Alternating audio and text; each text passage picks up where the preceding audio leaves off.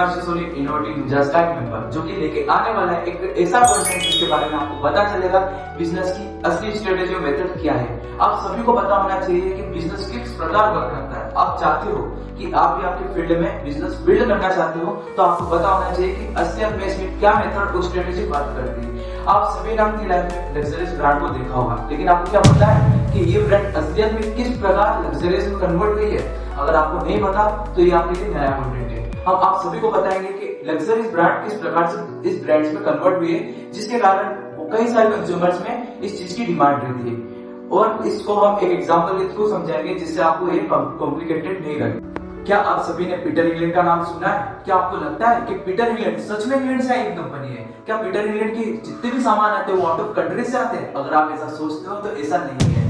Peter England company हमारे भारत की ही company, इसका नाम विदेशी है लेकिन चलता एकदम देशी है। ये इतना विदेशी है जितना आपकी सुबह की चाय। अगर आप जानना चाहते हो कि पीटर इंग्लैंड की शुरुआत कहां से हुई और ये किस प्रकार से हमारी भारतीय कंपनी हुई है तो आप हमारे कंटेंट में बने रहे। सन 1890 में ये कंपनी आयरलैंड में लॉन्च हुई थी, पर 2016 में आदित्य बिरला डायनेस्टी ने इस कंपनी को एक्वायर कर लिया था और भारत के कोने-कोने में एस्टेब्लिश कर दिया था। ये एक अकेली कंपनी नहीं है, इसके साथ में एलन सोली, वेन होसेन और ऐसी कई सारी कंपनियां हैं जो कि आदित्य बिरला डायनेस्टी ने अपने अंडर एक्वायर की थी और भारत के कोने-कोने में एस्टेब्लिश कर दी थी।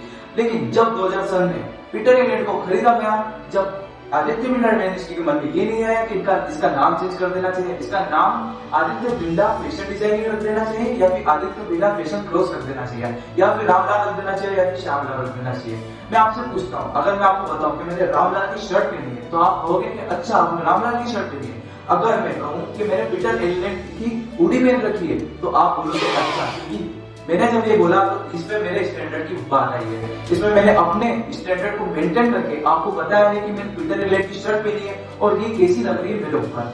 तो चलिए जानते हैं दूसरी बात। क्या आप सभी को लगता होगा कि जितने भी ब्रांड्स है ये सब प्रॉफिटेबल है? तो आप अगर ऐसा सोचते हो तो ये बिल्कुल गलत है। इसमें से कुछ ब्रांड्स ऐसी भी होती है जो कि अपने आप में लॉसेस फेस करती है, लेकिन इस लॉसेस को फेस करने के बाद उसे रिकवर कैसे करती है आप सभी ने सोचा है? तो नहीं सोचा तो इस कंटेंट में आप सभी को इस प्रकार की जानकारी भी मिलेगी।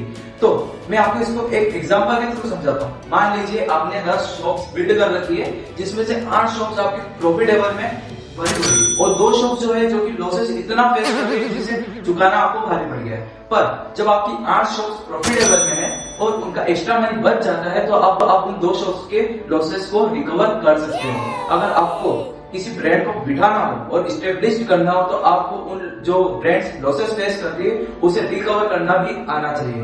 आपकी लाइफ में कहीं ना कहीं आपने फाइनेंशियल क्राइसिस को झेला होगा, पर उसको रिकवर किस प्रकार करना है क्या आपने उसके बारे में सोचा है? अगर आप भी इस ब्रांड बिठाना चाहते हैं, आपकी छोटी ब्रांड को बड़ा बनाना चाहते हैं, मल्टीनेशनल ब्रांचेस में कन्वर्ट करना चाहते हैं, तो आपको भी इस चीज के लिए आइडिया होना चाहिए कि अगर आपकी फील्ड में आपको लॉसेस फेस करना पड़ रहा है तो उसे किस प्रकार रिकवर किया जाता है और किस प्रकार आप अपने ब्रांड को प्रॉफिटेबल में कन्वर्ट कर सकते हो।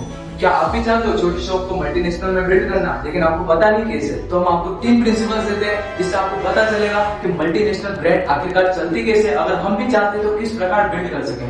तो जानिए first principle, copy paste quality. आगे कॉपी पेस्ट क्वालिटी है क्या? अगर दिल्ली में आप कौन सी शॉप लगाते हो जिसमें आप समोसा चटनी बेच रहे हो तो वही समोसा चटनी आप मुंबई में बेच सकते हो क्या? वैसे ही स्वाद मुंबई में आ सकता है? तो ये है कॉपी पेस्ट क्वालिटी। दूसरी बात है लंबी रेस का घोड़ा।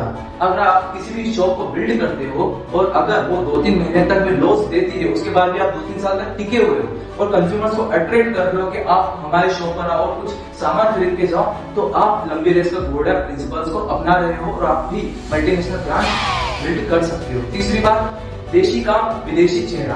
अगर आप किसी भी शॉप को बिल्ड कर रहे हो तो उसमें आप विदेशी चेहरा दिखा रहे हो कि ये विदेशी ब्रांड है जो कि इंडिया के बाहर से आई है और आपको कहीं ना कहीं अच्छे प्रोडक्ट्स दे रही है और आप देशी तरीके से पैसा कमा रहे हो, तो आप मल्टीनेशनल ब्रांड बिठा सकते हो और आपने भी इतना हुनर है कि आप अपनी छोटी सी दुकान को मल्टीनेशनल ब्रांचेस में कन्वर्ट कर सकते हो। तो धन्यवाद दोस्तों।